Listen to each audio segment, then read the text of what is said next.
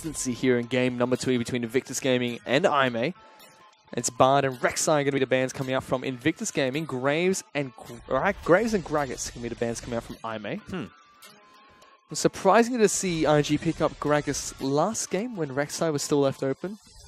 Yeah, it feels to me, by banning 2 junglers and having Rek'Sai, that they are challenging Kid's champion pool or forcing IG as a team to actually draft the jungler in the first rotation. There's always going to be plenty of jungle choices. There's plenty of fish in that sea. Let's see what they do is they actually banned out Vladimir on blue side. Something you don't see too often. Now that is to me a big cause for concern. The Rek'Sai ban I like. The Bard ban I also like. They've left open Hecarim. I think that's the standout jungler to me. So IG by banning the Vladimir, say to IMA, your move. Let's see what IMA ban out next. Rise still left up and available. They do take that one off the table, so Hecarim is still up. Shen, a contested pick that's still available as well. Yeah, so the Shen could be prioritized higher. But IG banned Hecarim 2 games in a row. Red side and blue side, it didn't matter. This time they opt towards the Vladimir ban. This may just be too big of a priority to look over, though. And they do pick it up. Shen's going to be the first lock-in coming in for Invictus Gaming. And like we said, Hecarim left open for the first time this series. Could be the pick for IMA now. Yeah, I mean, honestly, I don't know if Amazing J plays the Rumble, but this is the perfect team composition for them to early rotate the Sivir, I would say. Actually, or I was going to say Sivir or Karma, but yeah, Karma. Get rid of that Braum. Hey!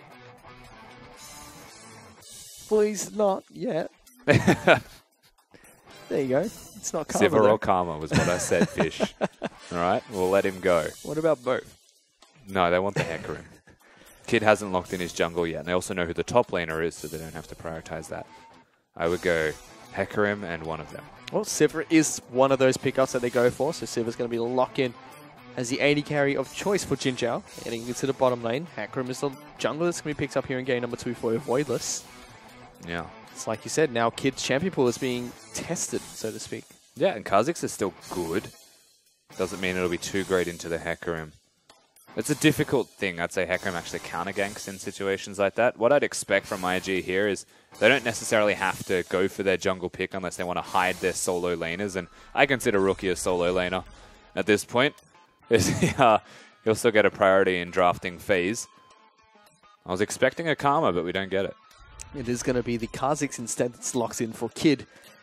And we're going to see Tarbaby playing Braum again here, a champion that he very much likes to play at the moment. That'd be nice. Let's see if they do lock that in. You said previously Road wants to be playing more of these playmaking supports. Had a different game on Bard, that makes more hit sense. or miss with his Tempered Fates. Yeah, I think the Thresh swaps it out. Talia, that'd be nice. But we look at the Sivir matchup. Sivir and Karma is really good together, especially at empowering a Hecarim. But the Thresh is more of a playmaking option for Rhodes. So it's a question of what is more us as a team or what is just a really good champion that we should be picking for a draft. If they were to go for the Thresh, I'd actually really like to see the Nautilus with it. It's one of Amazing J's better champions that is one of the few top laners that also picks it. Seems like they're going to be settling for Thresh and Trundle, it seems. And that's going to be the 2 lock-ins coming in for IMA. So this will be a top lane Trundle being played here by Amazing J. And Road will get that playmaking support and insta-lock of the Lucian coming out for Rookie. Why not, Oh, there you go. They also flex the mid lane. They get the Karma pickup in the mid lane being played by Titai. So that, to me, is funny. Okay, so IG's drafting, they took the support in the second rotation to deny it from IMA. Yep. They prioritized getting the Braum away from Road, but they also risked giving over a Karma. But they played the gauntlet, they ran it, and they found themselves with a draft now that actually makes a decent amount of sense. It's really low range, though, and it's really risky. And if they fall behind, they run the risk of staying behind because IMA might have a superior 1-3-1 or even just 4-1 utilizing that Trundle. And if we learned anything from last game, IMA can play that early game quite well. They're a squad coming from the LPL, which is notoriously well known for their good laning phase and good early game. And prolonged laning phase and early game. So we'll have to see if they can take advantage of that and get a snowballing lead here against Invictus Gaming. It's Athena waiting to pick up his mid lane pick of choice. Seems like it's going to be a Twisted Fate lock-in, and it will be. Opting not to go for LeBlanc this time. We said this is a champion we'd have to watch out for. Now it's going to see some play. A fair guess, but it's actually Bamey. Athena's gone. Fish, it's okay.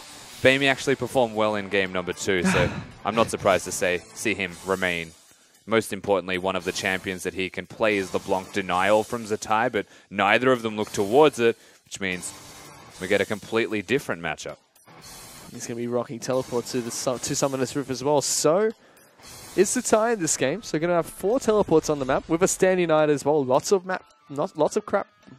cross map pressure available for these two teams.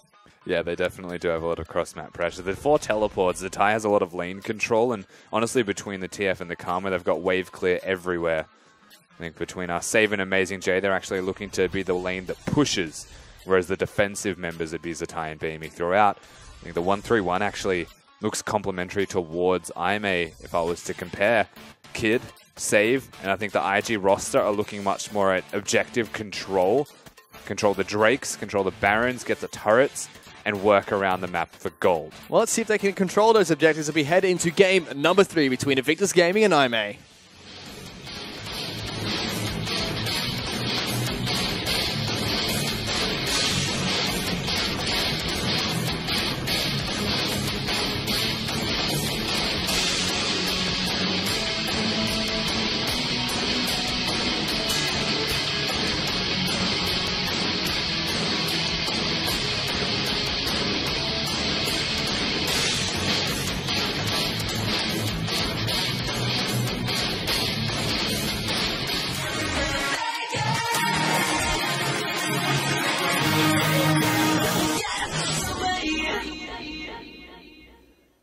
We're back onto Summoner's Rift for the 3rd time here between Invictus Gaming and Aimee. The series is currently tied up 1-1 after 2 very interesting games between these two teams. Yeah, Rookie's intro video makes a lot more sense now because he's shooting the camera. He's now an AD carry playing Lucian. It's great. And I think the Chinese LPL leagues, they call the AD carry the shooter from memory. It also carries through to IWC regions. That's pretty cool. There you go.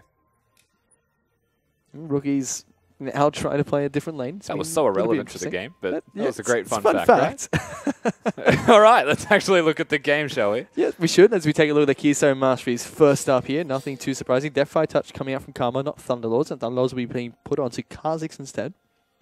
Yeah, once again, Kha'Zix. The reason a lot of people go for Thunderlords, just generally speaking, in the jungle role, is because it helps with dives and may show that they have a preference to a lane swap as well because it stops people from defending turrets. That's why Jhin, as an example, can go for that Thunderlords. Also helps with your mid-game power spikes and the strength that you have in one-hit bursts. And if there's a champion that wants burst, it's Kha'Zix. So Kid will pick that one up. This time around, it's going to be Invictus Gaming that go for the lane swap. So they're sending their AD carry and support up into the top side of the map. As Road and Jinjiao are being a little bit cheeky here, invading quite deep into the jungle. It was deep and it was early as well. They must have made the assumption early or had the knowledge that IG were lane swapping because that was aggressive of them. It also gives enough time, I think, for Jinjiao to get back to the minion wave. Aimee doesn't start on the top side of the map this time. Instead, Amazing J and Hecarim are going to be starting at the bottom side. So not going to get chased away by Tabe. Yeah, so they work towards the right side of the map. There's going to be no 4 buffs, though. It's the major difference. As once they get the blue buff, they lock that down. They'll probably go to red. And we'll see how they play it out, because Hecarim's actually quite good at pushing down turrets with his team if he chooses to join them. Once again, we're going to see an isolated mid lane, this time between Tatai and Bamey. No LeBlanc on the map, so Tatai would have a much easier time, you'd assume. Well, everyone can play Karma. I liken it to like the Sivir of the AD carry role. Sivir's not exactly easy to master, but it's easy to play. Rookie's showing that he's already a master, however, playing Lucian. Lane swap actually coming back around here from Invictus Gaming. So it seems like they just wanted to match the standard lanes from Aimee, predicting them to lane swap, it seems. So they send their AD carry and support back down to the bottom side of the map. And it's completely avoided once again from Aimee, who get the jump, I suppose, in the way of jungling, a slight advantage in tempo to be gained by them. But everything just recedes to, again, a standard upside down lane swap, and it's just going to mean slower turrets taking a little bit more farm to be seen by everybody before that happens. The question is what IG do now in response. Do they continue this lane swap, or do they recall after pushing and match again? Invictus Gaming start the lane swap, but they want the standard lanes, and IMA don't? Yeah. This is interesting. Invictus Gaming actually just expected the lane swap. They're both recalling now after they pushed it to the turret also. The question is how they play this part. Because IMA are hitting turrets every single time. Amazing J's actually going to be teleporting away from this turret. Lots of minions going to get denied away by IMA. Amazing J's going to pick up a lot of farm in return. You'd have to think that this is good for IMA. Potentially, yeah. IMA, they get damage. They look to set it up. Save staying here is the biggest question mark to me. It might indicate that IG want a hard push back, utilizing that Shen. But it feels like he's just going to match anyway. Generally speaking, this is just pretty weird. They're trying really hard to match IG. No major advantages coming up from either of these two teams. But Tabe is now going to look for an aggressive play on towards Road. Their rookie does get the double tap down. One more auto attack's going to be enough. A flash forward from Tabe. There goes Kid jumping over the wall. Ignite was being put down towards the Thresh as well. Don't find a kill, but they do get the summoner spell out of the support. That was still 2 summoners used by Tabe. Rookie even postured himself towards a flash if it came to it, if they felt that kill threat. Kid, when he isolates, does a lot of damage. And speaking of damage... Here's a Voidless jumping straight on top of Tatai, who does get locked down by the stunner as well. Pops up the shield, tries to flash away, but it's a very fast Hecarim, and first blood goes on over towards a Voidless. Yeah, and one doesn't simply run away from a Hecarim when he has Ghost on. Covers distance really, really efficiently. And gets that easy first lockdown onto Zatai, and this feels like a repeat performance. Get Baimi going, and watch him work around the rest of the map to grow it further. Certainly does. We've been picking on Zatai a little bit this game. We'll have to see if that continues, as now we're still seeing standard lanes from these two teams, but the Australian lanes, so to speak, as the AD carries the support on the top side of the map. And if you look at summoner spells burnt, if I were the Hecarim, I would definitely come back mid or to Tabe. On this top side of the map. Of course, Hecarim needs mana to do all of that, so he'll probably recall before he does it. But hitting that level 6 spike before anybody else on Summoner's Rift speaks volumes towards what a Voidless is capable of doing. That is ridiculous, to be perfectly honest. We see a Voidless gone back, picked up that Barmy Cinder, so going to clear out jungle camps even faster now. Looking for the Cinder Hulk as his first item pickup, not rushing the Phage or the Sheen that we see some Hecarims do. Going standard. As I would definitely say those who rush items that aren't jungle item are not standard. Rod of Ages looking like the first item that Twisted Fate's going to be looking towards. As Lost Chapter's already been picked up by Karma for Zatai. Yeah, no proto belts on the Karma. A little bit more standard, I think, across the board for both of these teams. IMA got cute in game number 1 with the Malzahar. Number 2 and 3, they pulled it back together. IG do the same in that second game. And that's what I felt like. That 1 game buffer was enough to make them question whether they have to draft the best option if they can't experiment with new ones. Kid actually moving towards the top side of the map now, but Voidless is now moving back in towards mid lane. There's a teleport going to be coming out from Tatai. Gets cancelled there, or has to cancel it to run away from the Hecarim. But there's a 4-man dive up the top side of the map. There's a Baimi. He's actually going to try and jump in. Tabe takes a lot of turret shots, has to try and run away from Baimi. Kid finds another kill to Jinjiao. Rookie takes up 2 hits, is able to get away. IG find a favorable trade, but here comes a Voidless looking to try and wrap around. No. There's low health bars. The ulti only lends up towards the support. Tabe still trying to run. He's actually getting locked down. He does find the kill towards Tabe, but now he has to try and run away. Gets taunted up. Gonna get taken down. Rookie finds that kill. IG trade. 3 for 1 there. Interestingly enough, IG execute well. They get Jinjiao Road. They get a Voidless. Baimi comes in. He flashes away and then flashes just out of range of a kill threat onto Tabe. And yes, he goes down in the end to a Voidless, but doesn't actually execute on his spells well enough here. And IMA's jungler, he was ahead, but that doesn't amount to anything. Amazing J is not able to be there due to no teleport. And that was with Invictus Gaming getting Tatai's teleport cancelled by Voidless before joining that fight. So it was a 3-on-4 with a turret. Like you said, played really well by Invictus Gaming. Yeah, it was a situation where Hecarim was notably mid, and Zatai actually cancelled it early. Tries to distance himself as best he could as Kid. Baimi has to be a little bit careful, trying to get a stun card to lock someone down, but does takes the Dark Passage to get away. Yeah, thankfully has his Lantern. IG still upping that tempo towards the top side of the map. Kid constantly pressuring that. We spoke towards the weakness earlier in this split of IG, and Kid's propensity to avoid the bottom lane as if it were a plague to him. Now Rookie's there. I'm getting the vibes that he's going to be there constantly. Ah, so that's why they swapped Rookie down to the bottom side of the map? Maybe. Makes sense. I'm not going to say that's not the reason. Perhaps it is. Well, lots of top-tier LPL teams have emphasis towards their AD carries. Makes perfect sense to me. But what do I know? I'm just a player-play commentator. As Road now taking a lot of damage from the culling that's put down by a Rookie. I also don't speak Mandarin, so I couldn't give you the executive opinion on that. I could if I could hear nice them. hook. Rookie going to get locked down there. Hook's going to force the flash from Whoa. Lucia, but there's a Standing United. Really aggressive coming out from IG. Avoidless. He's charging in with his ghost. Only going to land on top of the Shendo. Gets the smite now. They're chasing this one out. Taunt will come out to try and get away. A good pillar does come out to lock them down. Save going to have to try and run for his life. It does eventually get taken down. Asabe tries to stop the rest of the team. They do lose their top laner. That is one fast pony. Kid's in. He's going to jump in, flashes forward for it. Rogue gets taken out really low, uses the invisibility to try and run away. A teleport does come out to try and zone them away. Avoidless has ulti up has now joined the fight. A flash forward with the boomerang comes out. Avoidless does find the ultimate. Lands on top of a Kid. Rookie finds a kill in return, but Tatai does fall down. And IG, they're falling like flies here as IMA find a good play. Yeah, IMA are playing around not having ultimates and still finding these picks. That was close on Tabe. Good shield. Yeah, very good shield, but I may turn it back around. That is a big pony, and he's putting in work for the team, and so is Road, honestly. The playmaking support on a playmaking champion actually getting it done. Learning some fantastic hooks in this game. Rookie, though, he's not done yet, and he wants a 2-on-1. He's able to dodge away from the hook, but there's a Destiny coming down. Jinzhao is going to be able to take the Dark Passage to get the safety. Taunt comes out from Save, but it's not enough. Teleport has to be cancelled by the Karma.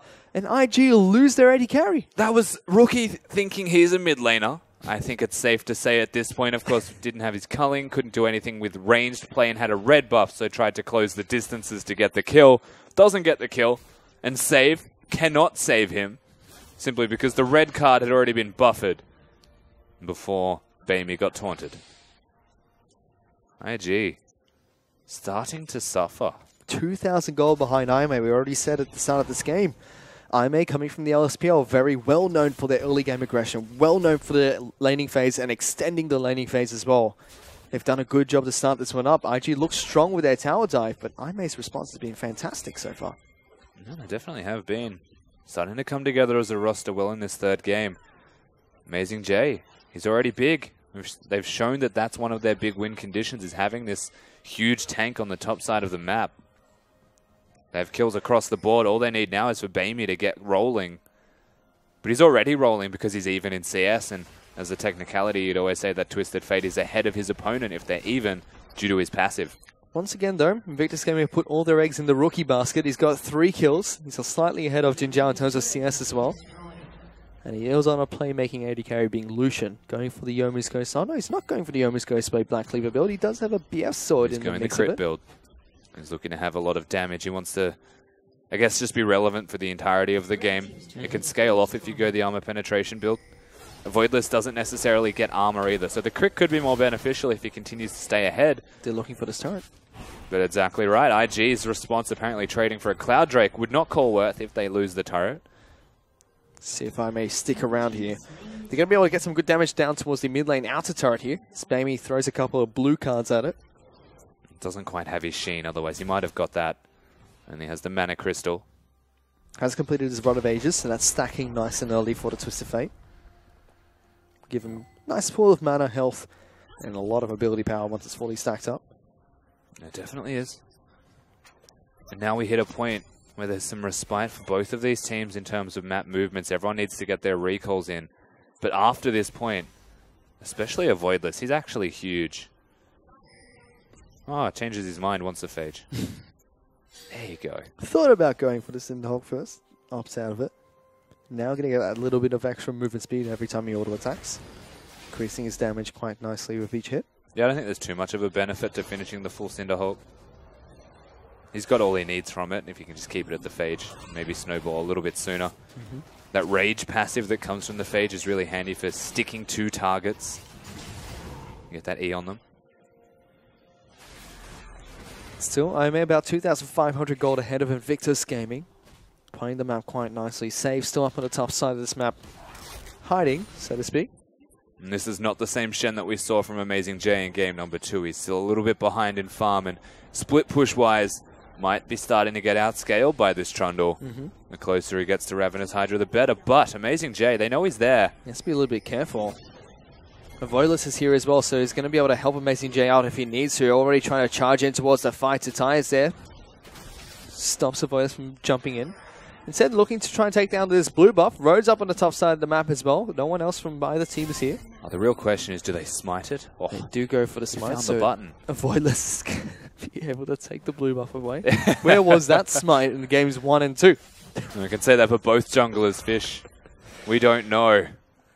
But it's here now. And so game number 3. Again, the real point behind what we're saying is not just BMing both junglers. It's actually the focus they're putting towards the objective control. They've even drafted themselves towards it. I'm a little bit more stock standard with 1-3-1. They want to have the Twisted Fate split push, the Trundle split push. They've got a Sivir Thresh. Hecarim is a 3-man unit. Hecarim can threaten all lanes with his move speed. See what's... I mean, the flip side, the thing that actually separates these teams is the Kha'Zix is neutral control focused. They've got a Karma and Shen to support him as top lane. Bamey actually going to get the stun card down as Save tries to taunt away. That's a ghost coming out from a Voidless. Save knows that he's going to get taken down. Just tries to run away as much as possible. Bamey picks up the kill. Yeah, Bamey gets the Sheen, gets the ult off as well, and he's on the board. IG now doing something themselves. Tabe puts down the ultimate, is able to lock down Road here. He does get the hook down on towards Tabe though, tries to fly him backwards. Lots of turret shots going on towards the Brom, able to get away and get to safety as the 3-man crew from IG pick that up. Amazing But Amazing J goes to the back line. Jinjiao does find a kill on towards Rookie, who goes forward, picks up the kill towards Jinjiao. Ultimate coming up from Hecarim, locks down Rookie. Now it's going to be Kid in a lot of trouble, tries to jump out, but there's a pillar in between him, and I may find a massive team fight. And Zatai now against the world, and it's a Hecarim Twisted Fate chasing him down. He's out. He's able to get away. So his own iteration of a SOAS. We're all channeling a U today. I may still able to come out ahead of that one with about a 3,500 goal lead. Wasn't that funny? To me it was, unfortunately. Now that's just rude. All right. You were saying gold lead? Something like that? Yep, there's a goal lead on over towards IME now. They're able to grow it even nicer here. So 3,500 gold against ahead of Invictus Gaming. Yeah, they actually set themselves up really well. The same thing applies, honestly, between games 1, 2, and now this one is the 3rd. IME can get a lead. They're a good early team, very aggressive. But how IG pulled it back in the 2nd was through Rookie. This time around, though, because he's on a Lucian, it feels like he's a lower ranged carry with a higher threat of actually dying to the Hecarim. Avoidless, if you can get on top of him. If Amazing J can get on top of him, even if a hook connects, if Bamey has a flank, like, I'm just naming options to kill what is the primary source of damage for IG, and there is a lot of them. It's another game where all the eggs are in the Rookie basket. We said this earlier this game. We said it at game number 2 as well. He was a phenomenal mid laner for Invictus Gaming. He's been playing well as an AD carry as well. We'll have to see if they continue putting him as an AD carry throughout the rest of the summer split of the LPL. Yeah, we've actually contrasted with these drafts as well. IG have actually recognized that they've been putting emphasis towards Rookie in the AD carry role. So by picking up a Karma in that middle lane, a Shen in the top lane, they can keep him alive for an awful long time. They can also keep Kid alive if he ever starts popping off in the back line. They're totally visible. I think Rookie's bait. Potentially. They know that they're in that bush. They pinged it out, so yeah. Jinjiao and Voila still waiting there. Rookie is playing this one quite nicely, though. Spots them out again. Yeah, they definitely knew. You could see all of those pings towards them. I don't think their strategy revolves too heavily around fights right now from Invictus Gaming. They are struggling a little bit. I think the real problem is actually Amazing J. He can start looking towards taking turrets basically by himself once he finishes an item. He's already got that bottom lane out of turret quite low. There's Rowan now moving in towards Kid's jungle, trying to see if he can make a play. Dragon's going to be spawning in 10 seconds. I may have good position here to try and take this down. Jinjiao's actually being sent up to the top side. I'm about to deal with Rookie as he pushes up the top lane. And instead of going for Dragon, it looks like I'm going to try and collapse on towards Rookie instead. They've actually pulled Twisted Fate towards the area. Road's moving up too. Yeah, they're going to take down this turret. Avoidless actually taking the Drake at the same time. If they manage to make a play where they take out Rookie, which is unlikely, they'll get objectives the entire time with it. Instead, Voidless, he's been left to take down the Ocean Dragon by himself. Road now actually getting jumped on by both Tabe and Kid. There's the Stand United to keep Kid alive and put even more threats up to the top side of the map. Destiny's being popped. They're going to try and go to the bottom side of the map. Teleport's actually coming out to try and save this turret. Gets cancelled. So IMA going to be able to take down this bottom lane inner turret. Yeah, the inner turret. That's actually a big 2-turret push. Bamey doesn't look towards mid because Zatai is there and has wave clear. Instead, the strategy is completely shifted. They get an objective in the way of the Drake, and then they get 2 quick turrets with it. IG are responding, but it's not as effective. Nope. It's an inner turret being picked up here for Rookie up on the top side of the map. And it's still a 4,000 gold lead for IMA off the back of that play. We did still see the capabilities of the IG team composition, focusing on making sure they can get into the backline of these fights, utilizing Kid. Shen has often been seen with Hekarims and Olafs to get into the backline. Now IG continue that focus towards the jungle now on the top side. And as you would expect, Rookie's the one to pick up this red buff. Another turret falls. 3 people in the jungle. Road tries to find a hook. Bamey going to throw a stun gun on towards Tabe. Kid actually takes a lot of damage from a Voidless. He misses the jump. He's going to get locked down here. Ignite is ticking. They find a kill on towards the jungler. They're not done yet. As Amazing J is now teleporting into this fight. They're looking to try and collapse onto towards the tie. Hook has to come out from Road there, forces the flash away from the Karma, and IMA, they're just going full throttle in this game. Yeah, and maybe the snowball has actually gotten too large this time around. IMA are really turning on that heat. They haven't stagnated. They haven't halted the pace. They've maintained momentum, and then they're utilizing that because objectives are falling constantly. They're pushing IG around, forcing them into trades that are not ideal. And they grow that gold lead further. They pinged Baron, but I hardly doubt they're going to go towards that just yet. They do take down the top lane inner turret with a 7,000 goal lead. This is what we kind of expected from IMA coming into the series from game 1. Yeah, ideally they win this game without Baron, because they're already far enough ahead that it's a needless risk unless it's the free objective to take. But from what we've seen, there's no such thing as a free Baron. I still think that snowball is honestly just unreal now from this team. It's pretty huge. That's a Trinity Force completed on Hekarim, so he's going off, and we already saw him 1v1 that Kha'Zix. Even if the jump got over the wall, Voidless would have followed him and killed him with his ulti. This Rookie being really aggressive towards Jinjiao. They're diving in towards the turret. Amazing J's on top of him, though. Going to take a lot of damage. He falls down. Voidless picks up the kill. Now Tatai's in a lot of trouble. Both the carries are going to fall for Invictus Gaming as Amazing J goes on a killing spree as he takes down Tabe. That's 3 members of IG dead, and they go straight towards the Baron. And IG are way too far forward in that middle lane. The desperation from that team is definitely notable. They're looking to respond to this dragon. It is being taken down. Baron even.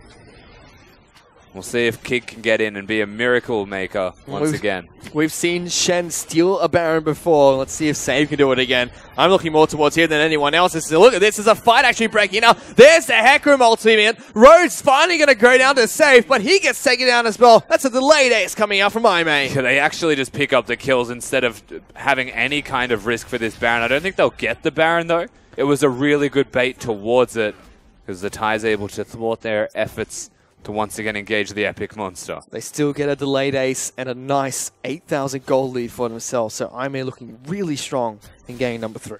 Yeah, they definitely are. It's just recall time. All of those kills, re-establish yourself on the map. IG finally get what they wanted but died for in the first place. They're absurdly strong. Mid lane outer turret will finally fall for Invictus Gaming. You can see where that strength lies. The Lichbane's been picked up by Bamey in the mid lane on Twisted Fate, so lots of augmented damage on his cards. He's looking for Azonia's Hourglass as his next item pickup too. It's a very tanky Trundle up on the top side of the map. Yeah, he wouldn't be too far away from that Zonias either. There's honestly no stopping IMA right now. Even if they look like they're going to start losing this game, they can revert to a 1-3-1 strategy and just start playing the map. Rookie's on the opposite side of the map to where he should be. Bottom side of the map, not somewhere you want to be 23 minutes into the game against a team that's so far ahead. They start the Baron buff, And IG, they're spamming pings towards it. They need to get towards the pit. Good poke damage coming out from Karma. Chips down Road and a Voidless. Baron's down to about 3,000 health. Save is trying to get into the backlines. Kid has to jump away. Gets the stimulate, but gets taken down by the burst damage coming out from Bamey. They're still trying to chase down. Nice hook comes out from Road. Forces time to dash away. Rookie, what are you doing in the backlines? A Voidless picks up that kill. I may find 2 more and go straight back towards Baron. Zatai may be able to stop this from being taken, but his mana pool is now waning. IG, Save's just in the pit. Saves in. There's an ultimate coming out from a Voidless. He's very low. Tatai gets taken now. Voidless still left alive. Tabe is going to try and do what he can to take down the Hecarim. It's not going to be enough. Baron is still being taken down by Aime here. It's down to 1,000 health. A Voidless comes back in. This time, not even get the smite. It's going to be Trundle that picks that one up. Aime, after 3 attempts, finally get the Baron. Yeah, Aime can rock out. Recall to base. It took a lot of kills. Like a lot, and a lot of resilience from IG in the way of defiance near that Baron pit. It does go down, though. There's been 3 Baron pickups in this game. Oh, none of them are junglers, I know. They've all been by top laners, and I mean Tatai as well. Yeah, look. Something's going wrong. I think the point is that Aime wanted that Baron, they initiated it, and they still got it. It doesn't matter how. And now they're 11,000 gold ahead, so you said that was snowballing, and it's just out of control now. Yeah, it's been pretty rough for IG. It feels like they're so desperate, they're actually just pulling an LGD, which is fighting for everything instead of turtling. It's the anti-WE, where it's like the smallest thing makes them recede within themselves. At least IG are giving it a go. I'm able to pick up another Dragon then. The Ocean Dragon was picked up 24 minutes into this game. As they're looking to try and siege the bottom lane inhibitor turret. They've got Jinjiao and Road moving down towards the bottom side of the map. Rookie trying to do what he can with the culling. Clears out one wave, but the next wave is following close behind. Got 4 minions. The culling took most of the first one. They're pretty much done, I think, at this point. Tabe going to get locked down here, gets flayed backwards to the box a little bit too late. Coming out from Road. Rookie tries to be a little bit aggressive, gets crit by the Sivir. Whoa. Nice Karma Enchanter Q does come out to chunk down Jinjiao and a Voidless. Yes, the time may be 0-4, but he's definitely still doing commendable amounts of damage. The kid pick of Kha'Zix is really starting to hurt them. Even goes for the Ghost Blade instead of a Maw of Malmortius. Just dies constantly. He is so brittle. This turret's going down. There's the on hunt being popped by Jinjiao. Hook does come out from Road. Doesn't connect onto a Rookie. Inhibitor now being worked on by the rest of Aime. Jinjiao uses the spell shield nicely to negate the damage done by Tatai's Enchanter Q. I don't think they can defend this though. Aime look towards it. And so they should. Hook comes out from Road and lands towards a minion. That inhibitor is going to fall down. Meanwhile, this entire time, Amazing J's been working on the mid lane inhibitor as well. He puts down the Frozen Domain. He's going to be chipping away at that turret. The rest of Aime now joining him in the mid lane. And the slow battle continues. Of course, the Baron buff helping them out. Minions are here so they can still do damage to that structure.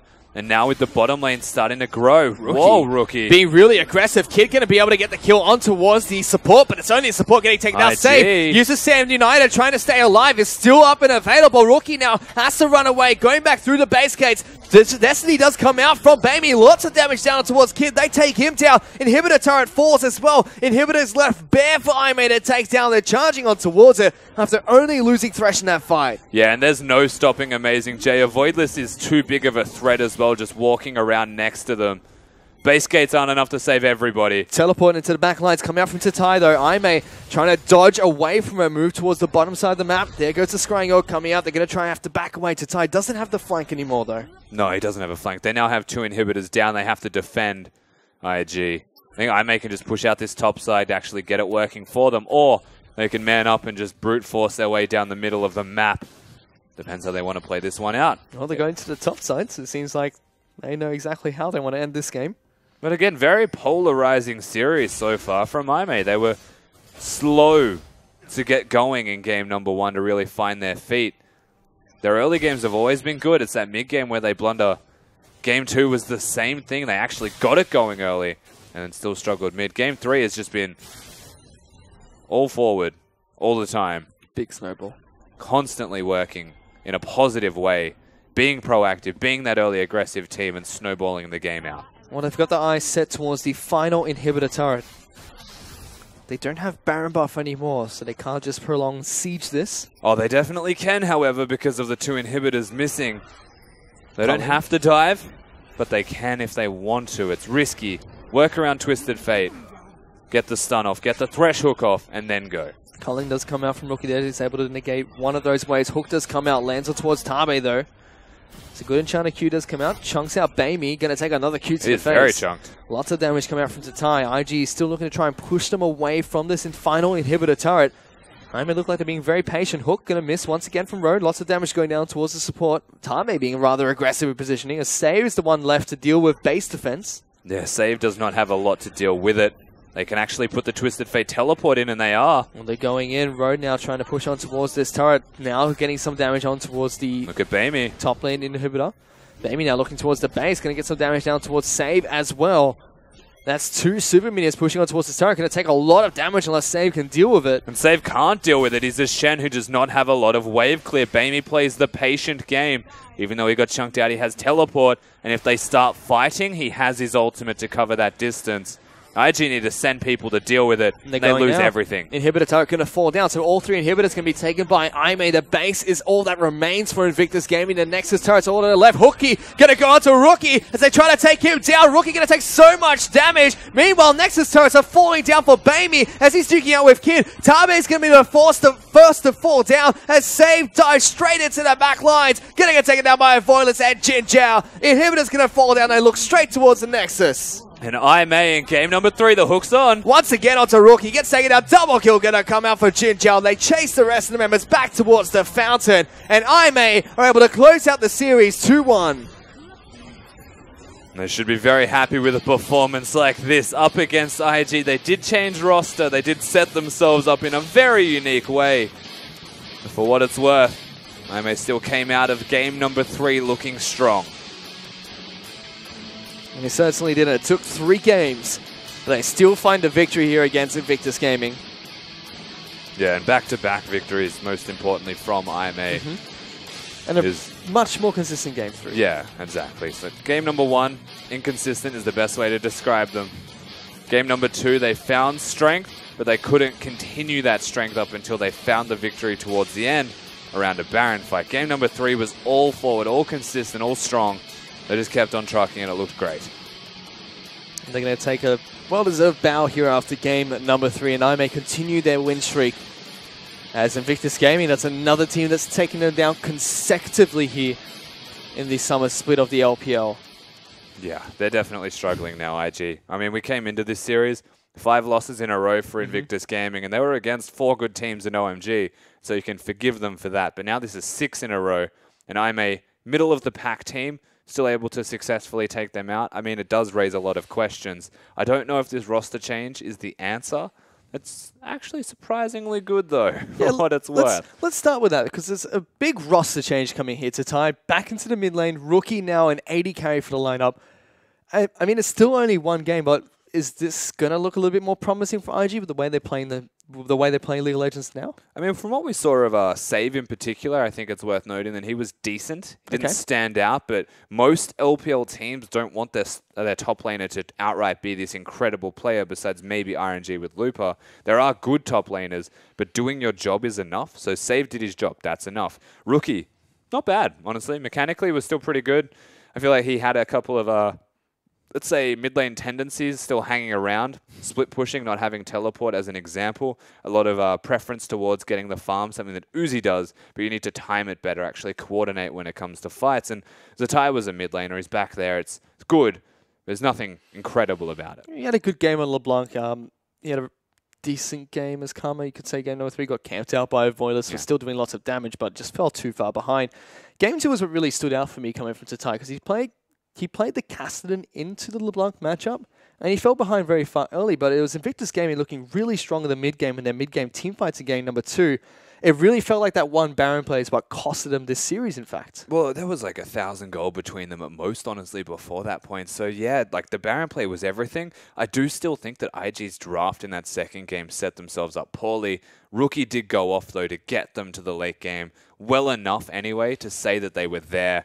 The problem really was that LeBlanc was doing too much damage. He was a big deal. Road got his best champion. Avoidless got his best champion. They just set Aime up through drafting phase to be as strong as they could be and try and take them on. So is drafting like really the biggest problem that we see between these two teams here? Because, you know, you see game 1, the big champion picks from IMA were taken away by Invictus Gaming. Game number 2, IMA just got, like you said, the Exodia team composition where every single champion they had was what fits to IMA's playstyle. Is this what these two teams are really lacking here in the LPL? Yeah, I think it was adaptation to drafting as well. The Kha'Zix was very much a gauntlet thrown to kids saying, like, what are you going to play when we ban all of your champions? You've banned the Rek'Sai yourself in your first pick, but they didn't prioritize the Hecarim because they forced that priority into the Shen. I think that IMA actually came into this with a really good strategy to take apart what was Invictus Gaming. A baseline, I think it's safe to say that they don't have a deep champion pool just yet. They are still new, transitioning to roles. Kid is still a former AD carry player now moving to the jungle.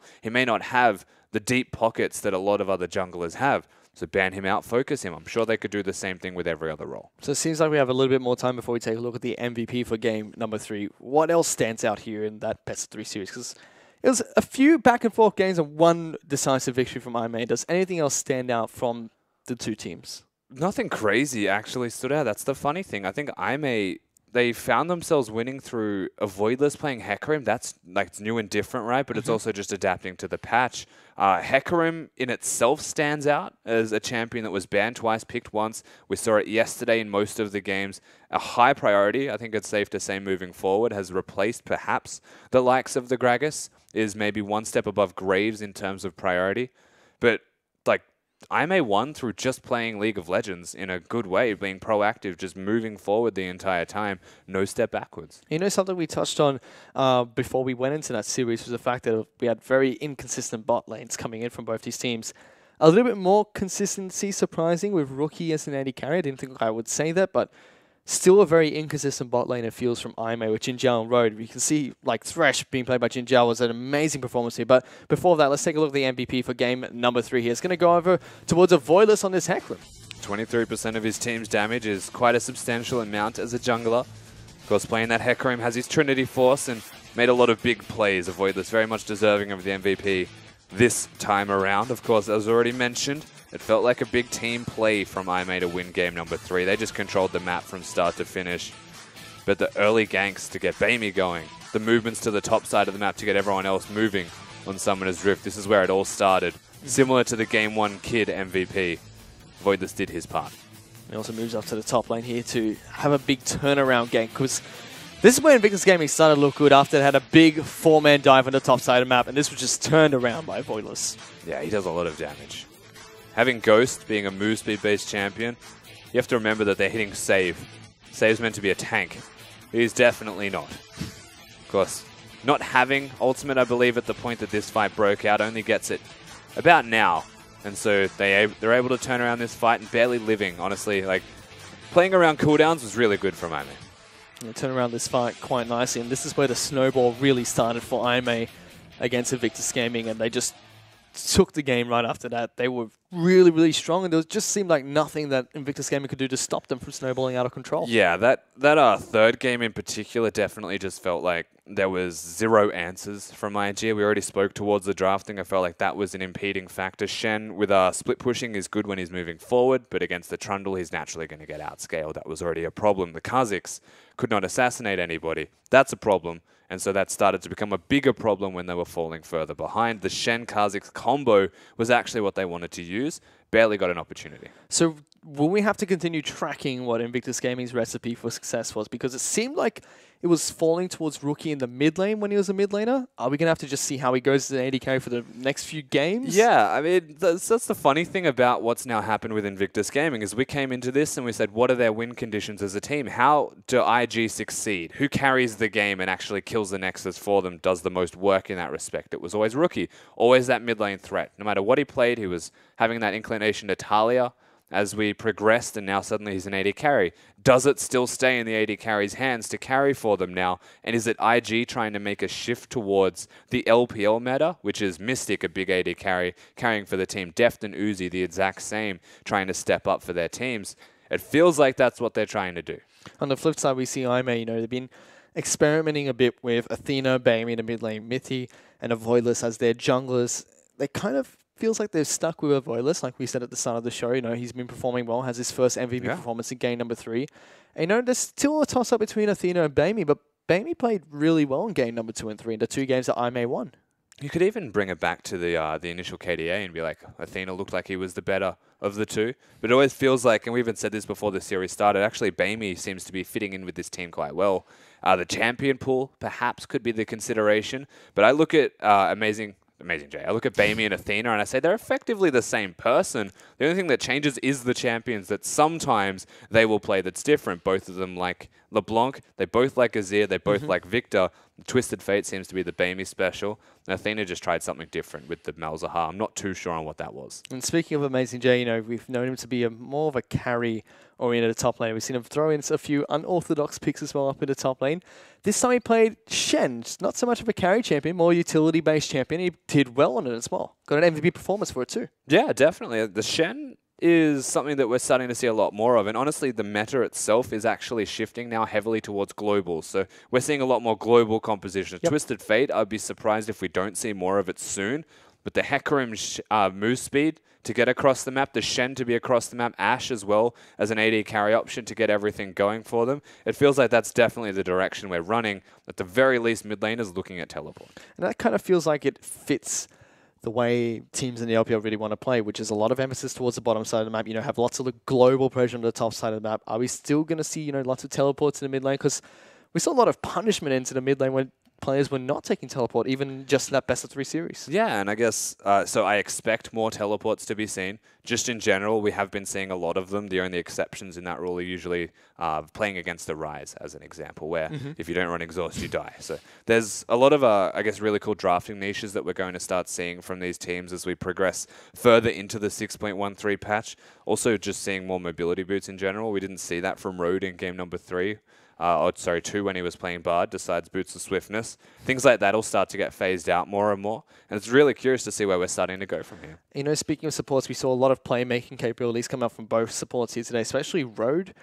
When he was playing in, I think, even games 1 and 3, you know, he got the very early invade. Game 3, he was playing Thresh, but looked phenomenal. Seems like 6.13 is changing things quite subtly, but has a really big impact on the way people are playing at the moment. It gives you more opportunities to move, essentially, right? So having that Thresh, being able to make more plays, that's just Road in general, but go Boots of mobility, you can get across the map more effectively. You'll catch up in experience, and you get more experience because killing a ward gives you some. Now, that's nice. Bard in particular, having chimes and wards to kill along the way in the river, means that you could actually expect Sivir to be a decent, or Ezreal to be a decent high-priority champion, because that way you can be self-sustainable or not die when your support goes missing. He goes missing on Bard. He's going to keep up in strength and still have an influence in the enemy jungle or the middle lane. And that's exactly what we saw from Road, is he came mid like twice, I think. And even when he was playing Trundle, he tried to come mid. It just wasn't as effective because he's a Trundle, and they were able to get out safely. But that style is something that I think we should expect more of. And those are the 2 AD carries that we really saw being prioritized anyway in this best of 3 series.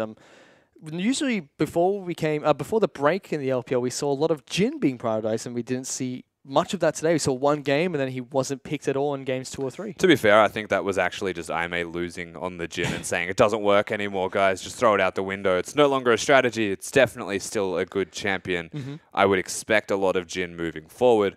Just this time around, I think it was these 2 teams in particular just didn't want it. Well, it seems like we have a little bit more time here before we head into the next game, Rusty. Any final takeaways on that series? Because it was an interesting, chaotic one. Takeaways from watching Rookie play AD carry? Not at all. No, he was good, actually. I think IG have... Honestly, what we're looking at, like even looking at these highlights, is a lot of discovery from Invictus Gaming. What is their recipe for success is the question. Now, I don't think they know, which is why we're here. It's kind of been the question for them, summer split here. You know, they want to be one of the premier Chinese teams in the LPL. They used to have flawless communication with rookies understanding fluent Mandarin. I don't know if having Save on their lineup has shaken that up a little bit. It could be a possibility. Yeah, I know Rain used to actually have quite good Mandarin himself, if memory serves. It could be a thing. It could actually be a problem. But for what it's worth, IMA actually took them apart this series. They certainly did. And IMA, they've had a shaky start to their first split of the LPL. You know, they've dropped games they shouldn't have really dropped them. They had some great upsets in games that they probably shouldn't have won. Now they're looking to be a little bit more consistent. This is the 4th straight game that they've won at the LPL. Yeah, and consistency is the important part. Yes, they've won 4 in a row now, but going up against Saint and Newbie, and then into Game Talents was like, oh, it's a bit wish-washy. I don't know if that actually counts as 4 in a row now, but taking out IG, still not sure how far that notches them up. It's definitely momentum, and it's definitely signs of a style now being forged by them. And this is the cross-conference. The next few weeks are still going to be cross-conference as well. Having a win streak during cross-conference is even more important because it's 3 victories, like 3 points for your group. You're able to go up the standings while affecting how other teams are going to be placing in your group too. So massive for IMA to be coming out strong in this area of the split, or the summer split of LPL. Yeah, this is the big thing, right? They looked quite good, IMA, in getting these 3 points against the other groups and actually set them up nicely in terms of standings on the ladder for when they go back to the other groups. They have buffer in terms of points. We'll have to track them as we head into the latest parts of this summer split of the LPL, but that's first game of the night being played here between IMA and Invictus Gaming. But don't go anywhere. We're going to be back with the second best of 3 tonight, which is going to be Newbie taking on OMG. Don't go anywhere.